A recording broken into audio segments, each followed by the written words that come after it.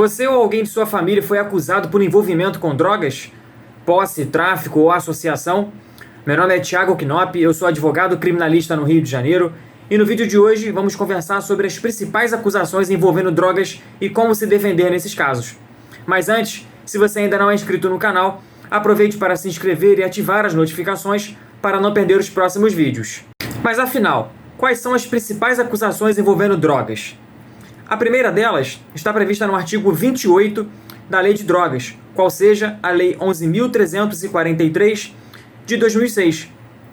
Esse dispositivo prevê o crime de posse de drogas para uso pessoal. Então, se a pessoa é pega com pequena quantidade de droga, sem indícios de que essa droga se destinava ao comércio, ao tráfico de drogas, essa pessoa irá responder pelo artigo 28 da Lei de Drogas. Mas atenção!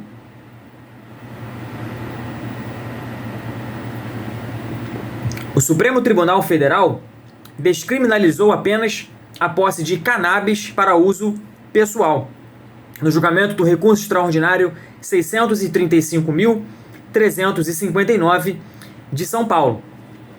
No entanto, as demais drogas, como por exemplo a cocaína, a heroína, etc., continuam proibidas no Brasil e podem configurar o crime previsto no artigo 28. Em resumo, no que se refere a cannabis, a popularmente conhecida maconha, o Supremo Tribunal Federal descriminalizou a posse para consumo pessoal.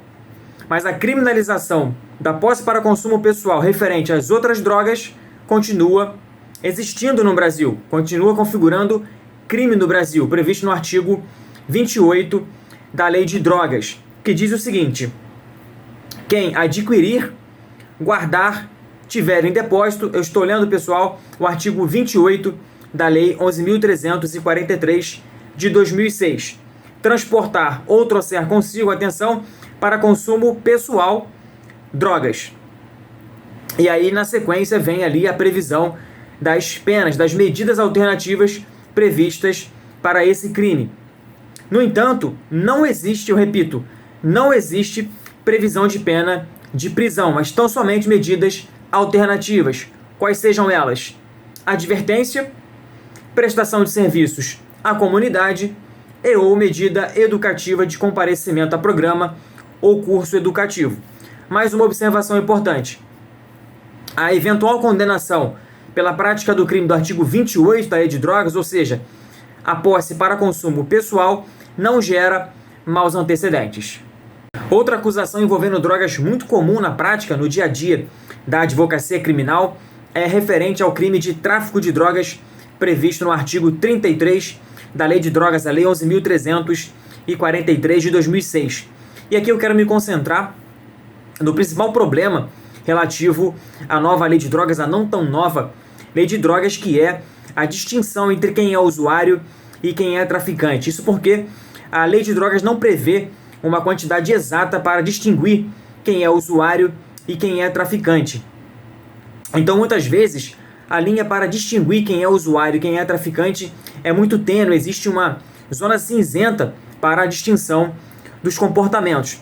Percebam vocês, lendo o artigo 28 e o artigo 33 da Lei de Drogas, que os verbos adquirir, guardar, ter em depósito, transportar e trazer consigo são condutas, são comportamentos que podem configurar tanto o crime de posse para uso pessoal, como comentamos anteriormente, tanto o crime de tráfico de drogas. Então, esse é o problema para se distinguir quem é usuário e quem é traficante. E como eu disse, a Lei de Drogas ela não estabelece uma quantidade fixa, uma quantidade pré-determinada de drogas para definir quem é usuário e quem é traficante. Então, os critérios que a lei estabelece para que o delegado de polícia e o juiz façam essa distinção estão previstos no artigo 28, parágrafo 2º da Lei de Drogas.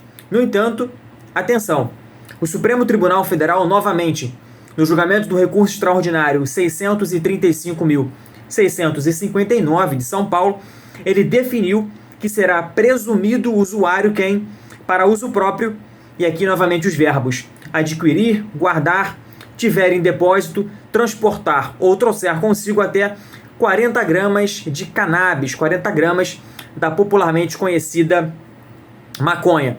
Mas uma observação também muito importante, mesmo nesses casos, mesmo nos casos de usuários flagrados portando até 40 gramas de cannabis, de maconha, não está, repito, não está proibida a prisão em flagrante por tráfico de drogas, desde que, e aqui também uma observação importante que foi definida pelo Supremo Tribunal Federal no julgamento desse importante recurso extraordinário, é que a prisão por tráfico de drogas será autorizada quando presentes indícios de comércio, indícios de tráfico de drogas. E aí o Supremo Tribunal Federal estabelece alguns vetores, quais sejam a variedade de substâncias apreendidas. Por exemplo, é muito comum na prática vermos prisões em flagrante de pessoas portando maconha, portando cocaína, portando crack. Então, essa circunstância pode configurar indício de tráfico de drogas. Também a apreensão de balança. Então, nesses casos, estaria autorizada, desde que devidamente fundamentada, a prisão em flagrante. Diferente do crime do artigo 28, que não prevê penas de prisão, o artigo 33 da Lei de Drogas prevê penas severas, penas altas, que pode variar de 5 a 15 anos de prisão. Vamos avançar mais um pouco na análise das principais acusações envolvendo drogas e vamos trabalhar com a associação para o tráfico que está prevista no artigo 35 da Lei de Drogas. Esse crime ele se configura quando duas ou mais pessoas atuam de forma estável. Atenção para a forma estável, para a prática do crime de tráfico de drogas, como comentamos anteriormente, previsto lá no artigo 33. Aqui de suma importância que a acusação, que o Ministério Público prove a intenção, a consciência e a vontade, o dolo das pessoas presas por associação ao tráfico de drogas em se associarem de forma estável para a prática do tráfico de drogas. Repito, associarem-se de forma estável. E o que isso significa, Tiago? Que a mera reunião eventual de duas pessoas, ou seja, em caso de concurso de pessoas, não há relevância para a consumação do crime. Então, repetindo, é imprescindível que haja a demonstração pela acusação da atuação de forma estável de duas ou mais pessoas para a prática do crime de tráfico de drogas, de modo a se configurar o crime do artigo 35 da Lei de Drogas. Caso contrário, se houver tão somente a reunião eventual de duas ou mais pessoas para a prática do crime de tráfico, não há falar, eu repito, não se configura o crime de associação para o tráfico de drogas. A pena aqui também é alta, mas não tão alta quanto a pena do tráfico de drogas, ou seja, de 3 a 10 anos de prisão.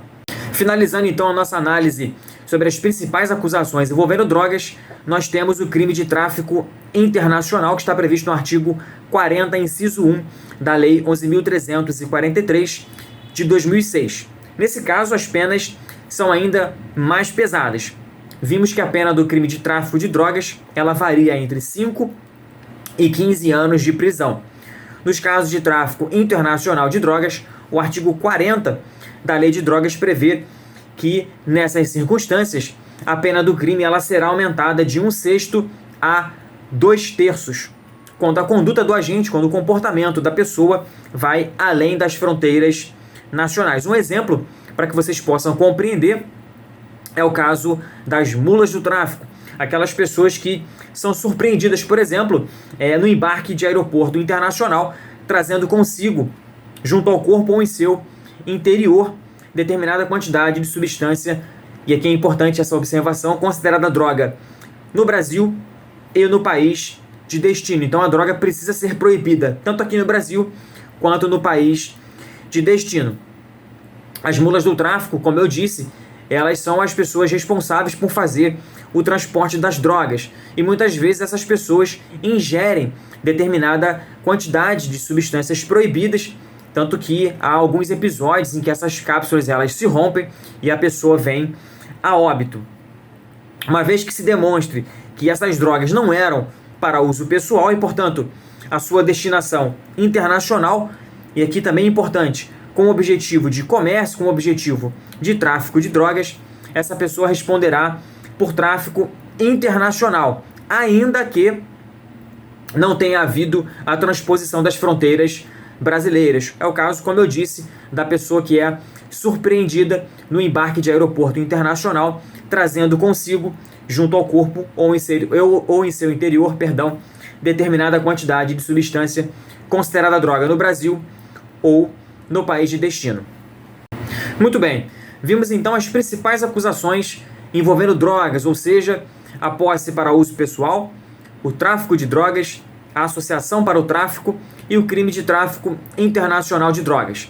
Mas afinal, você deve estar se perguntando como se defender nesses casos. É muito comum, no dia a dia da advocacia, o advogado criminalista se deparar com a prisão em flagrante de pessoas envolvidas com drogas, seja o porte para uso próprio ou até mesmo o crime de tráfico de drogas. Então, a atenção do advogado ela vai se voltar, num primeiro momento, para eventual prática de ilegalidades durante a abordagem dessa pessoa, durante a lavratura do auto de prisão em flagrante.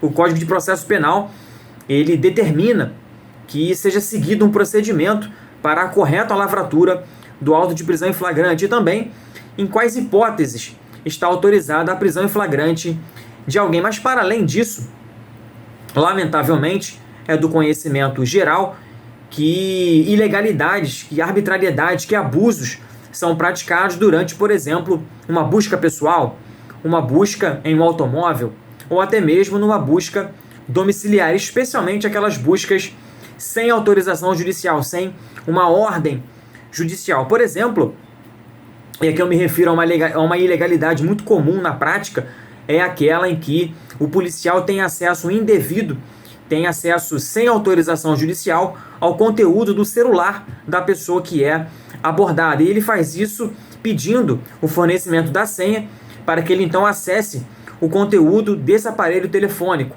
como, por exemplo, imagens, contatos, registros de chamadas, etc.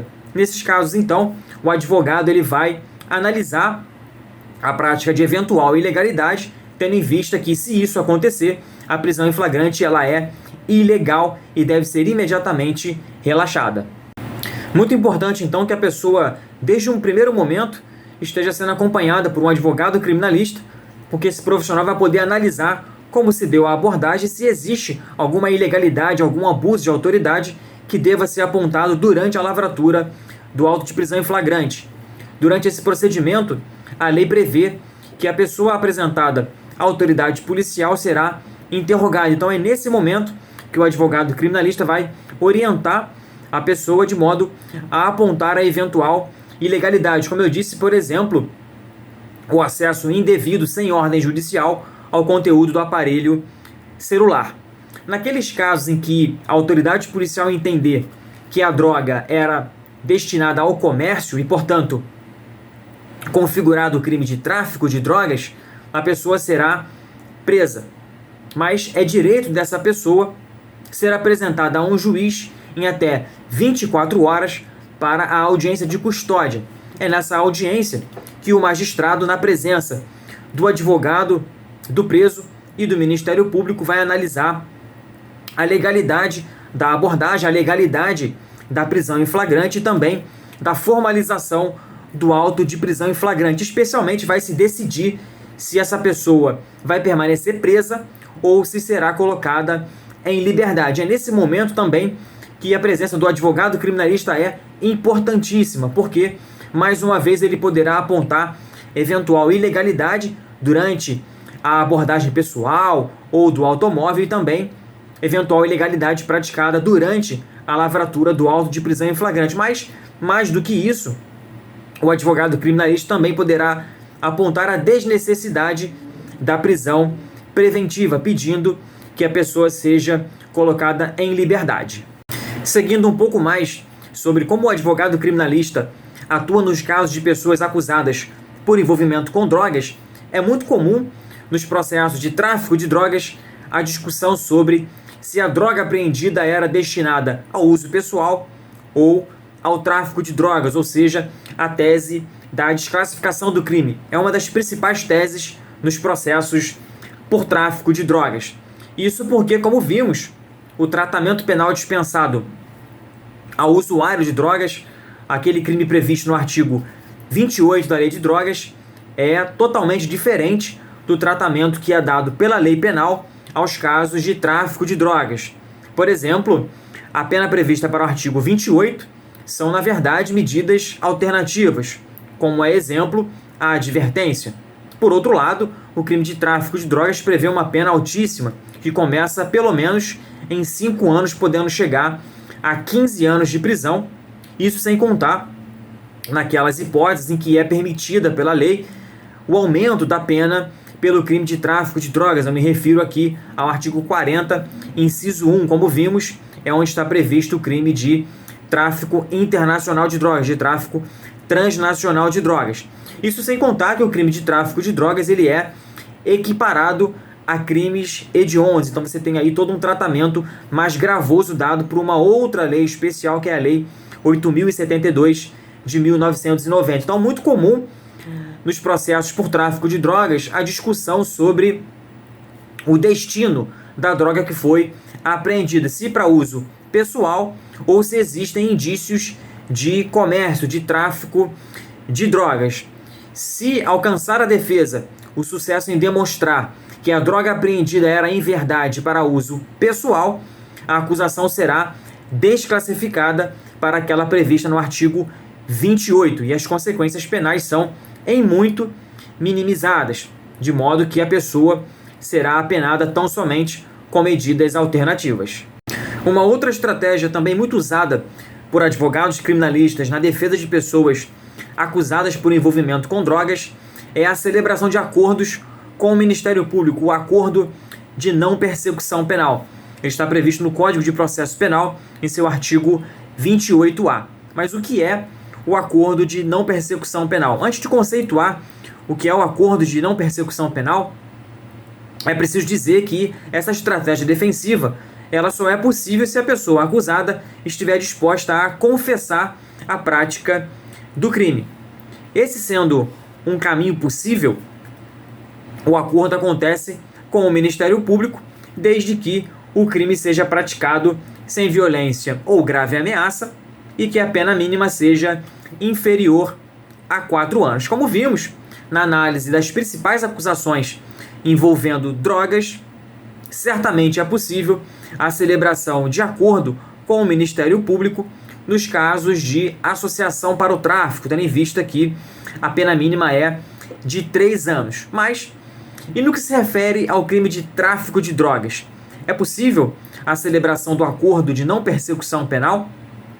Eu lembro a vocês que a pena prevista no crime de tráfico de drogas ela é de 5 anos, a pena mínima ela é de 5 anos, então nós não teríamos respeitado essa exigência da lei para que seja celebrado o acordo de não persecução penal, ou seja, que a pena mínima seja inferior a 4 anos. No entanto, existe a previsão na Lei de Drogas do chamado tráfico privilegiado. O que é isso? O tráfico privilegiado é uma causa de diminuição de pena destinada às pessoas, aos réus, aos acusados que forem primários e de bons antecedentes, que não se dedicam às atividades criminosas e nem integram organização criminosa. Nesses casos, a pena ela será reduzida de 1/6 a 2/3, ficando abaixo, portanto, de 4 anos, que é a exigência prevista no Código de Processo Penal para a celebração de acordos de não persecução penal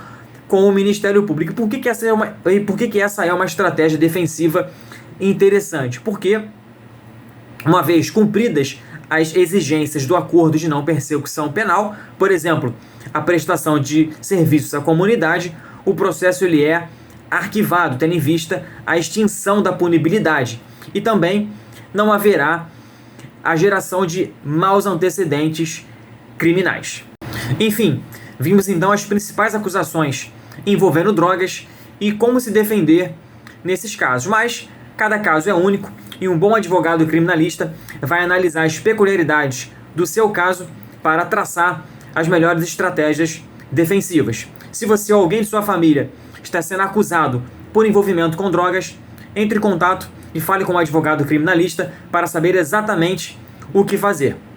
Era isso. Se você gostou desse vídeo, deixe o seu like, porque isso ajuda e muito a que mais pessoas tenham acesso a essas informações. Se você ficou com alguma dúvida, você pode deixar um comentário aqui embaixo que eu teria o maior prazer em responder. Até o próximo vídeo.